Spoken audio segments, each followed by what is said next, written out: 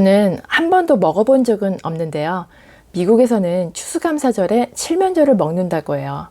아마 우리가 즐겨 먹는 닭고기, 오리고기와 비슷한 맛이겠죠?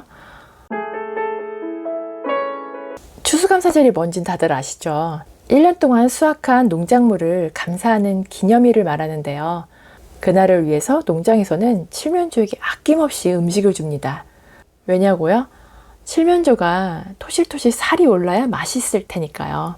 대부분의 칠면조들은 신나게 음식을 먹을 거예요. 그런데 한 칠면조가 의심을 품었습니다. 도대체 왜 나에게 이렇게 맛있는 음식을 줄까? 뭔가 나에게 말하지 않은 비밀이 있을 거야. 이런 식으로 칠면조는 농장주를 의심합니다. 농장주는 상관하지 않고 매일같이 맛있는 음식을 가져다 주고 칠면조가 어디 아픈 곳은 없는지 살펴봐 줬어요. 그러다 보니 칠면조는 농장주가 자신을 굉장히 사랑하고 아껴준다고 느끼는 거죠. 처음에 의심한 게 미안할 정도로 너무너무 잘해주니까요. 시간이 갈수록 칠면조는 농장주에게 호감을 갖게 됩니다. 그러면서 칠면조는 확신하죠. 분명히 농장주가 자신을 매우 좋아하고 있다고 말이에요. 하루도 빼놓지 않고 자신에게 이토록 잘해줄 이유가 없잖아요. 칠면조는 농장주가 이제 어떤 행동을 하더라도 안심합니다. 그러던 어느 날 농장주는 원래의 계획을 실행하죠. 그건 바로 추수감사절에 가장 좋은 칠면조를 시장에 내다 파는 거였어요. 칠면조가 이 사실을 깨달았을 땐 이미 늦었겠죠. 제 지인 중에도 이와 비슷한 사례가 있어요. 어느 날 핸드폰으로 문자가 왔어요. 투자 관련 문자인데요.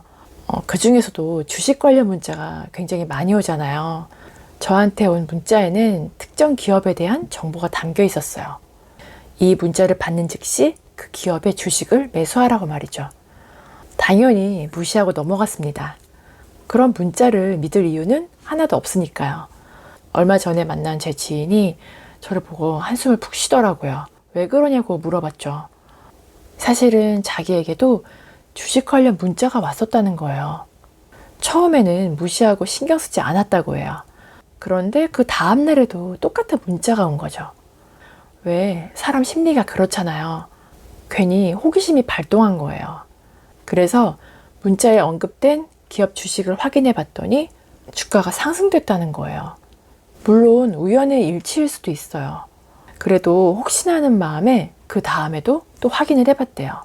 처음에 확인했던 기업 말고 또 다른 기업도 그렇게 될까 하고요.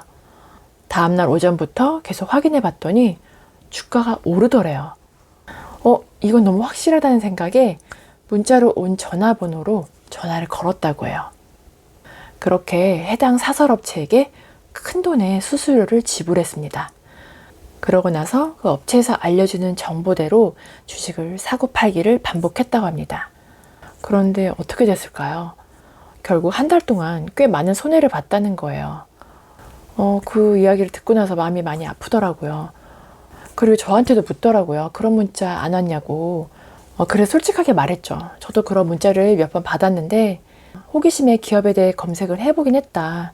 그런데 제가 검색해본 기업의 주가는 하락하더라고요. 그래서 그 뒤로 신경 쓰지 않았거든요. 해당 사설업체의 비밀은 이거였습니다. 무작위로 같은 문자를 수많은 사람에게 보냅니다. 그 중에 반은 오른다고 알리고 반은 떨어진다고 알리는 거죠.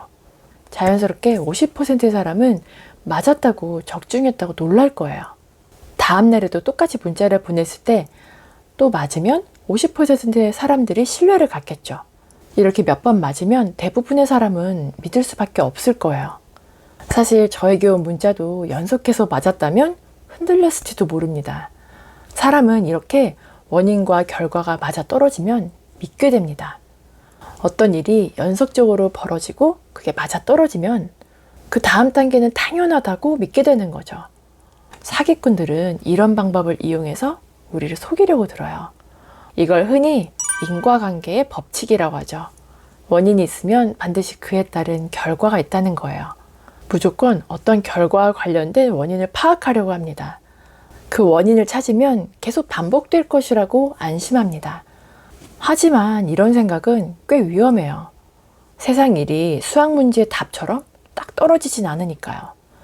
아무리 믿을 만한 원인이 있다 하더라도 어떤 변수에 의해 결과가 확 바뀔 수도 있어요. 그렇게 봤을 때 세상에 확실한 건 딱 한 가지밖에 없습니다. 인간은 모두 죽는다는 사실이요. 그걸 제외하면 완벽하게 확실한 건 아무것도 없어요. 그러니 인과관계 법칙에 속으시면 안 돼요. 물론 매사에 무조건 의심하라는 건 아니에요. 하지만 조심해서 나쁠 건 없겠죠. 너무 분명할수록 오히려 이상하다고 생각하시는 게 좋아요. 그게 바로 삶의 지혜입니다.